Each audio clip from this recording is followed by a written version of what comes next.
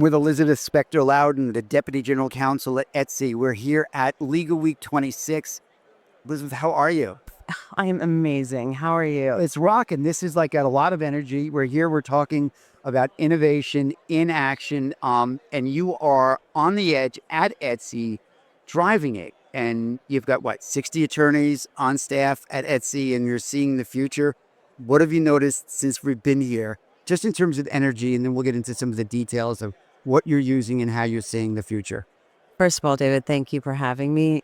The energy in this center is electric. Dare I say, the lawyers at the Javits Center have broken free from the confines of their cubicles. They are rocking their kitten heels in new fashion, striding around, trying to be on the cutting edge of legal, quant, engineering, tooling, safety, security, governance, the talk of the town, of course, as you know, AI, and more AI. But there's not a lot of fear. I don't sense fear here. It's like hunger, right? Oh, these people are beasts. It's beast mode city in the west side of New York today. Manhattan is lit. Everyone in this room has decided I'm not getting left behind, and they are charging full steam ahead. What do you think? Well, here's what I think. I think there's nobody here that's been here since like a car show or a boat show, and they're like, the Javits Center. You must be kidding me. I take my kids there for Comic-Con. Like, So funny you remind me. Last time I was here with my toddlers on a jet ski. last time I was here was Comic-Con with my 7-year-old. Exactly. And I'm like, We are so back. it's amazing what they've done to the So place. back. It looks phenomenal. A little paint. It looks phenomenal. Talk to me a little bit about what you're thinking about. We had a great conversation at lunch about the adoption, the adaption, the rate of change. Share some of your thoughts from a corporate point of view of what you're thinking right now. Well, first of all, I'll tell you, it has been an enormous pace of change in just a few short months as the newest models have shipped. And look, I'll say Etsy's just been a tremendous place to learn and grow the last 8 years because as a tech company, both on the marketplace side and internally, we've had to adopt these tools in early versions to get ahead of agentic shopping, to use search and discovery in our listing profiles. So we've been adapting to these enterprise models for several years, and the models are now at a place where the widespread adoption is blowing us all away. There's not a team at Etsy today that's not being coached to use AI. And in the words of my boss, who retells the story that the inimitable Steve Jobs used to tell, human beings have various rates of efficiency and movement. Some are slow, some are fast. People moving from point A to point B has some amount of efficiency that you can gain, but only so much. But you put a human on a bicycle, that human on a bicycle, no matter who the human was and what kind of bicycle, is just automatically faster. And so we're being told, and we are heeding the call, no matter what, no matter how, get on the bike. Walking, running, skipping is no longer an option. So we're on the bicycle and we're all in. So there's a rate of change. How much, I'm curious to know, in a tech firm like Etsy, what's the cross-pollination? You're surrounded by engineers. Massive. You're surrounded by, sort of AI gurus of one sort or another that are dreaming and living in the future. Like these are people living literally in the future. Like every minute they're at 10x. They're 10xing. How much of that does it waterfall over into legal? Is it integrated, or you're interdependent? How does that work inside culturally? I think that's interesting. I mean, our engineers at Etsy are the best and the best. The best of the best. They drive our culture. So we're always needing, as a legal team, HR, finance, accounting, marketing, to make sure that we're keeping abreast of our engineering team, because anyone who's ever worked with engineers will tell you, if they don't like what you've built for them, they will simply build it themselves. So, if we're using a performance management system that, for example, doesn't leverage existing notes, and we're making a process longer than it has to be, that became unacceptable months ago, a year ago. If we don't permit, for example, the use of Gemini as a note taker in meetings because of HR legal concerns, engineering is saying, okay, find a way to turn it off and disable it. For that, we're going ahead. Yeah. We've got a search tool, Glean, which many of your listeners may be aware of, that pulls from the whole Google suite of our documents and searches everything so we can surface that directly into our Claude bot, into our AI layers, which are enterprise Gemini layers. We've got Claude. We've got a host of tools, but it's the building of the internal workflows using AI that has just dramatically increased the speed, both on the marketplace side and in terms of how our internal teams are working with one another. As you're driving as hard and as fast as you are internally, what are your expectations? And be gentle. What are your expectations of outside counsel? And what does that conversation sound like? Like, coach them up a little bit. You go like, okay, it's a hard conversation to some extent, but it's a conversation that has to be had. How do you have it? What does it sound like? Sure. So I think where we use outside counsel and where we, and I think most other people will continue to use and rely on excellent outside counsel, are where we are looking to bring in outside judgment into a room where our internal risk of doing it all on our own increases to a point where we're no longer comfortable holding it exclusively. So we're looking to offload some of that risk to partners who understand with sophistication and judgment, who are on the cutting edge of some of these matters, how to work with us. But we are no longer coming to firms for simple work product in the way that we used to. So we are starting to see compression in what I'll call the commoditization of work product itself.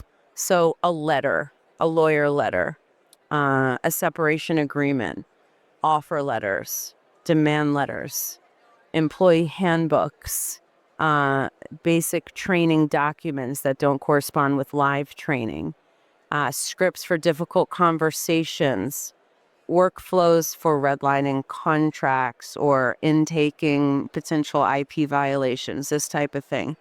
Throughout the business, we're now able to derive efficiencies. And there are matters that would have taken days to weeks that now take minutes. And I can give you some examples, but ultimately we're still going to go to firms for judgment, but we're going to expect that they know what we have the capability of doing in-house. I'm gonna say, like, I agree with that completely, and I understand that. I want to get to the meat of it, though. There's 20% where that is absolutely true. I want to get to the 60% in the middle. You and I were having lunch. We talked about shared experiences. There's a commonality of a shared experience, and I'm wondering and thinking out loud with you if a criteria going forward for outside counsel, for your outside counsels, right, is tech as criteria. If you don't, it's sort of like a car. Like, if you're a Ferrari person and if I have a Ferrari and you don't have one, I don't really want to talk to you. Like, we have nothing, we don't have this shared like understanding of all the challenges of a Ferrari. Or if it's a Tesla, it's like, I have these challenges with my Tesla. How are you doing with your, if you don't have one, we can't really connect at a certain level. Is that going to be true with some outside counsel for the meaty work, right? Not for the special work, the bet the company. We're still picking these 10 firms for bet the company stuff, whatever their tech is. But the day to day, if you don't have this tech, we don't have a shared something. We will need a co-working space to work in together from a tech perspective that is more akin to what was rolled out in the 90s. When you talked about data rooms and discovery rooms where people could get in together, we're now going to need that. And the version of it is, where can we sit and play and interact with our enterprise AI software together? We're going to need tooling, permissions, and governance that we can pull from our documents and you can pull from your documents. And we can source the best of all those documents plus the LLM model itself to surface the best solutions. The ones that your firm has seen, but with the company context that we have. And so if we're not able to talk across essentially AI tooling in some way, we're not able to have the conversation that you're describing. I was actually being, and again, I'm thinking out loud, I was actually being more judgmental and more critical. I'm actually really drilling down and go like, like, if you don't have a Ferrari, I have nothing to say to you. I really don't. We just don't speak the same language. And by that, I mean the investment. I was really going towards, if you haven't invested in the following technologies as a minimum, we really can't talk, because you haven't gone through the pain that I've gone through. Like, the pain. Well, they'll have choices. For investment, it's a dollar, it's people, process, and technology. If you've not made that kind of an investment, you're not on the edge that I need you to be on to be my partner. I think for the most part, many places will say that that's true. There are many places that are not tech companies. And so for them, they may not be advanced. What I'll say is this: there are going to end up being two options, which are be on the cutting edge and have the Ferrari. So I'm coming to you for Ferrari. I'm talking Ferrari with you, be Ferrari. Or be a Ferrari mechanic, and I'm going to bring my Ferrari to you, and you can look at it for me, and you can tell me where it's broken, but I'm bringing you the Ferrari. In other words, I'm already drafting it, and you can take a look. You're not going to bill for the time to build me the Ferrari that I already have. I don't want to pay for the mechanic. I don't want to pay for the mechanic. What does Al Pacino say in Oceans? He's like, I don't want the labor pains. I just want the baby. I just want the baby, right? I want the Ferrari, and I want to talk Ferrari with someone who knows her face right now. She loves saying the word Ferrari. I don't have one. Do you have one? Can I drive one? If anyone wants, I can drive a stick shift. My father taught me. So anyway, take me for a ride. Paddles today. You don't even have to worry. Paddles. Blowing my mind. I need a cigarette. All right. Your turn. Questions. You get to we reverse host now. Okay, so what are you telling outside counsel? You're talking to people who are outside counsel all the time. What are you telling them? Are you telling them to become the Ferrari, or do they have other places to play too? Well, I think there's some outside counsel right now that are feeling some professional anxiety that they didn't get it right the first time.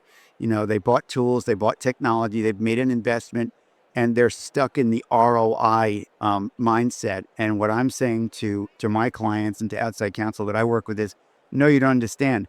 You've trained your people on how to play T-ball. Everybody plays T-ball right now. So everyone's got a bat, everyone's got a glove, everyone's got a ball. Fantastic. Second inning, everybody. Now we'll get some position players, but everybody wants to stay. The teams come together, and you play first base, you get a different mitt. You're going to play catcher, you get a catcher's mitt. You're going to play a pitcher, you can keep your mitt. Outfield, a little bit bigger, and now you've got your team. So none of this was waste. This is investment. These are investment dollars, investment time.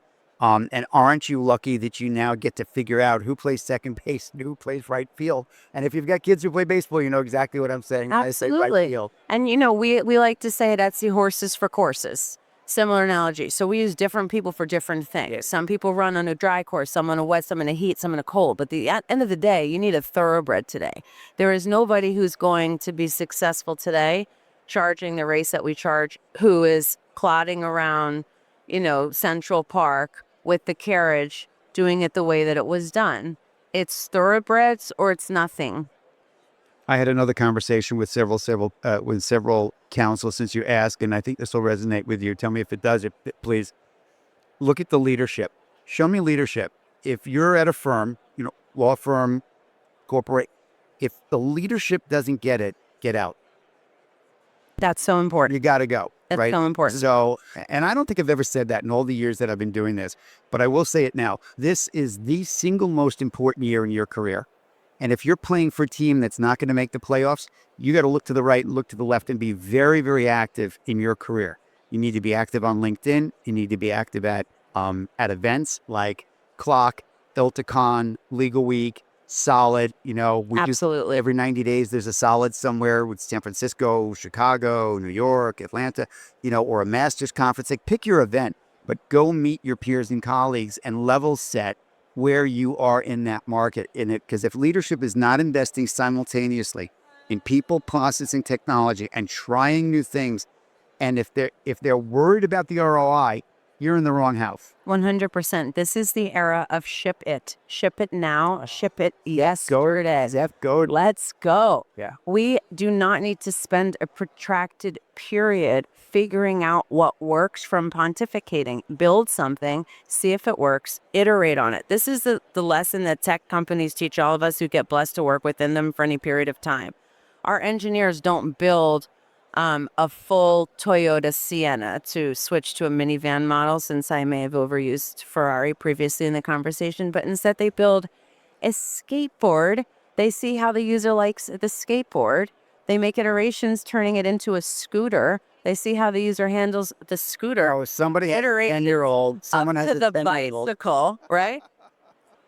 This is agile software development, and it's now coming to attorneys. So if we've always been people who've worried about how is it built for 100 years and we're going to build a precedent on top of that, we're turning that on its head, and we're saying, get your people on a skateboard, up to a scooter, up to a bike, and eventually minivan to Ferrari, but we're not going to sit on the sidelines. For those of you that are saying we want more Elizabeth, the good news is that she's being invited to be a speaker on the Solid Cafe Fridays at 1:00. Yes. What? The board is lighting up right now. The board is lighting. The board is want more Elizabeth. Look at the callers. They want it. We want more Elizabeth. Give the people what they want. Right? Exactly.